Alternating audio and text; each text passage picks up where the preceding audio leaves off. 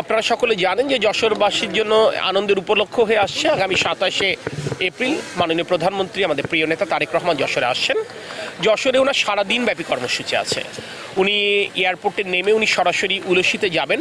শহীদ রাষ্ট্রপতি জিয়া রহমানের স্মৃতি বিজড়িত যে খাল, সেই খাল উনি পুনঃখনন কর্মসূচিতে অংশ নেবেন। এরপর তিনি যশোরে ফিরে এই যেটা বেগম খালেদা জিয়া 2006 সালে যশোর মেডিকেল কলেজ হাসপাতালে ঘোষণা দিয়েছিলেন ঐতিহাসিক জনসভায় ঈদগাহ ময়দানের, সেই মেডিকেল কলেজ হাসপাতাল এখনও যশোরবাসী পায়নি। যশোরবাসীর প্রতি আমাদের রাজনৈতিক অঙ্গীকার ছিল 200-র বেশি সার্ভিস ও ফিচারে লেনদেনের সব বিকাশ অ্যাপে সম্ভব। নির্বাচনের আগে আমরা 500 শয্যা বিশিষ্ট মেডিকেল কলেজ আমরা স্থাপন করব। আমাদের যদি নির্বাচিত হতে পারি এই মেয়াদে, আমরা তারই ধারাবাহিকতায় মাননীয় প্রধানমন্ত্রী 500 শয্যা বিশিষ্ট মেডিকেল কলেজ হাসপাতালে ভিত্তিপ্রস্তর স্থাপন করবেন। এরপরে উনি কোনো এক ফাঁকে যশোর পাবলিক লাইব্রেরি পরিদর্শন করবেন। শেষে জনসভাতে অংশ নিয়ে তিনি যশোর ত্যাগ করবেন। তো তার এই প্রস্তুতি সুন্দরভাবে করবার জন্য আজকে সরকারের বিভিন্ন দপ্তরের সাথে আমরা বৈঠক করেছি, একটি সমন্বয় সভা করেছি এবং এখানে এসএসএফের প্রতিনিধিরা ছিলেন। আপনারা নিজেরা বোঝেন যে মাননীয় প্রধানমন্ত্রী আসলে টোটাল নিরাপত্তার বিষয়টা তারা দেখভাল করেন।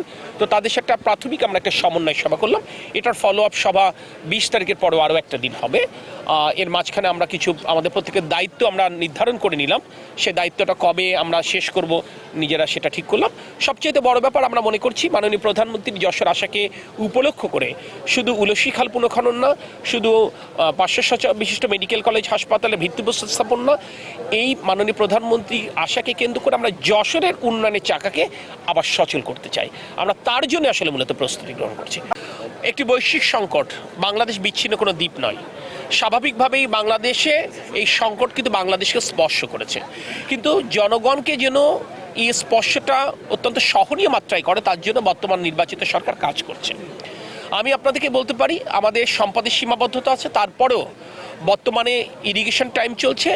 এই কারণে কৃষকদের সেচের যেন কোনো ক্ষতি নয়, যে কারণে তাদেরকে বিদ্যুৎ যেন নিরবিচ্ছিন্নভাবে পায়, জ্বালানি তেল যেন তাদের চাহিদা মতো পায়, তার জন্য আমরা জেলা প্রশাসনকে নির্দেশনা দিয়েছি এবং তাদের সাথে বিপিসি বাংলাদেশ পেট্রোলিয়াম কর্পোরেশনের একটি সমন্বয় আমরা করে দিয়েছি এবং আমরা প্রতিদিনই এটা ফলো আপ করছি। আমরা এটা নিশ্চিত করতে চাচ্ছি।